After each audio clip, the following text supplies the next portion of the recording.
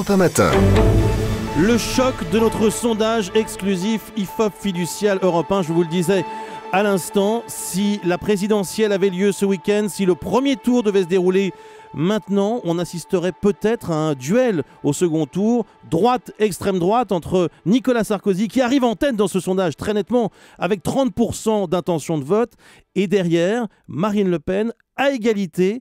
Notre institut de sondage n'a pas réussi à départager tant c'était serré. Marine Le Pen et François Hollande avec 22% d'intention de vote. Bonjour Marine Le Pen.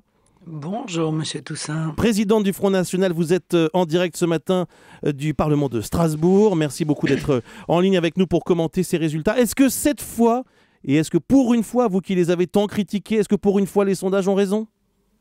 Non, je les critique quand ils ne correspondent à l'évidence pas à ce que pensent les Français. Et j'ai bien souvent raison, comme ça a été le cas d'ailleurs pour les sondages qui étaient parus sur l'Alsace. Vous voyez, le référendum qui donnait gagnant le oui à 65%, ce oui qui évidemment a perdu, comme lors de la Constitution européenne.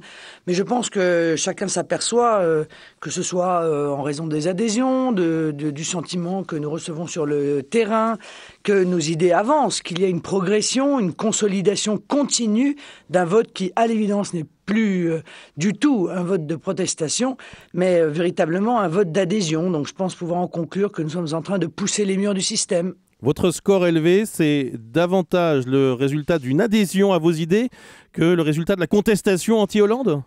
Oui, tout à fait. Je crois que c'est la récompense à ceux qui font de la politique au moment où tous les autres ne font plus de politique, voilà, font de la communication, font de l'électoralisme, évoquent et se bataillent sur des sujets qui ne sont absolument pas la préoccupation essentielle des Français. Et je pense que le sondage qui est intervenu hier, qui évoque 65% de gens qui m'accordent le courage, c'est quoi ? C'est le courage de dire la vérité des choses, c'est le courage de poser sur la table les vrais problèmes des Français au moment où on continue, encore une fois, à vivre, à passer de diversion en diversion, un coup de patrimoine des élus ou le mariage homosexuel. Mais depuis un an, Marine Le Pen, on entend plus vos critiques que vos propositions. Ah, pas du tout, monsieur. Quelles sont les nouvelles idées du Front National ? Non, monsieur, ça, vous vous trompez, monsieur, vous vous trompez. Je vous pose c'est la monsieur question. Mélenchon dont on entend les critiques, par exemple, qui hurle, qui crie, qui s'agite, qui tempête, et qui en réalité ne tire aucun bénéfice. Quelles sont les nouvelles idées violence. du Front National depuis un an, puisqu'effectivement, depuis un an, nous sommes passés à autre chose. Quelles sont les nouvelles idées du Front ? Non, on n'est pas passé à autre chose, monsieur. Non, non.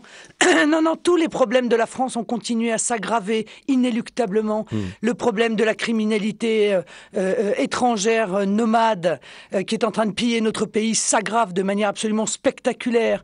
Le problème de la folie économique, de l'austérité engagée sous Nicolas Sarkozy, continuée sous François Hollande, est en train de ruiner les ménages français et les familles. Marine Le Pen, je le disais, on entend beaucoup vos critiques.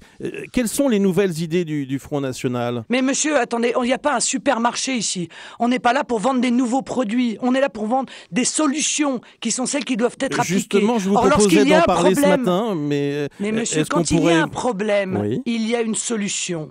Quand vous avez la rougeole, il faut prendre les médicaments contre la rougeole.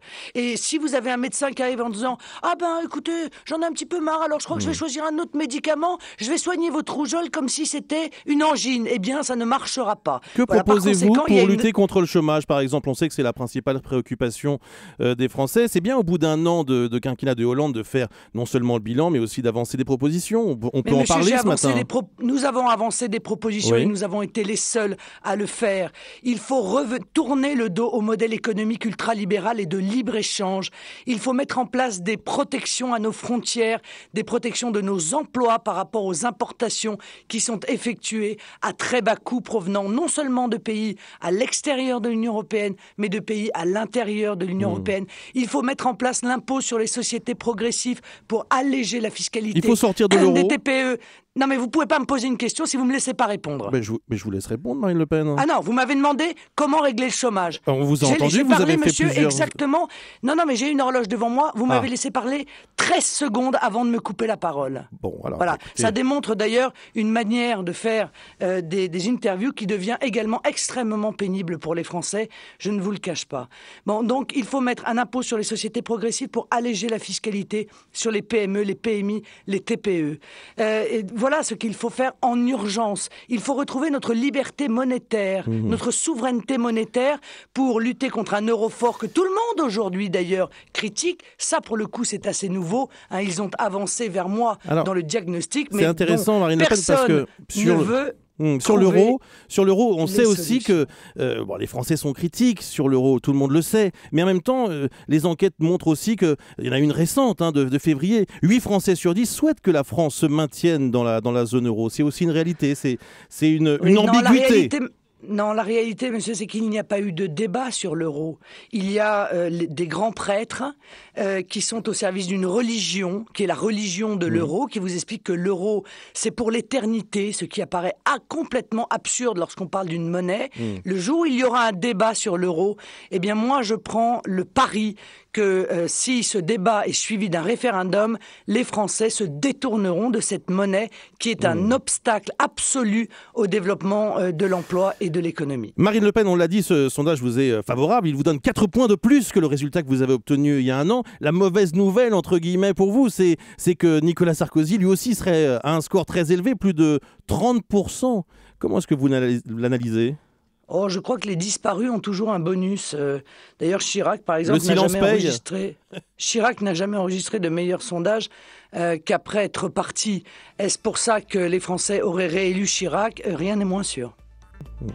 Et sur les alliances UMP Front National, là aussi c'est un résultat intéressant de ce sondage. Il montre que 72% des sympathisants du Front National, ceux qui vous mettent d'ailleurs à ce score de 22%, sont favorables à des alliances entre ces deux partis aux élections locales. Oui, 53% des électeurs de l'UMP, ce qui est beaucoup plus intéressant. Bah écoutez, ça prouve que ça vous fait changer d'avis ? Non, pas du tout. Mais aux élections locales, nous avons toujours dit que nous envisagions, si c'était nécessaire, de pouvoir éventuellement passer des alliances au cas par cas aux élections locales. Eh bien, nos électeurs sont d'accord avec nous. Surtout, les électeurs ne comprennent pas pourquoi le Front National continue à être traité d'extrême droite, comme vous l'avez fait dans votre présentation, continue à être traité en dehors de l'arc républicain, alors que, encore une fois, non seulement il est là et bien là depuis 40 ans, mais que il est en réalité le centre de gravité de la vie politique. Merci Marine Le Pen, merci d'avoir été en ligne avec nous ce matin sur Europe 1 en direct du Parlement de Strasbourg.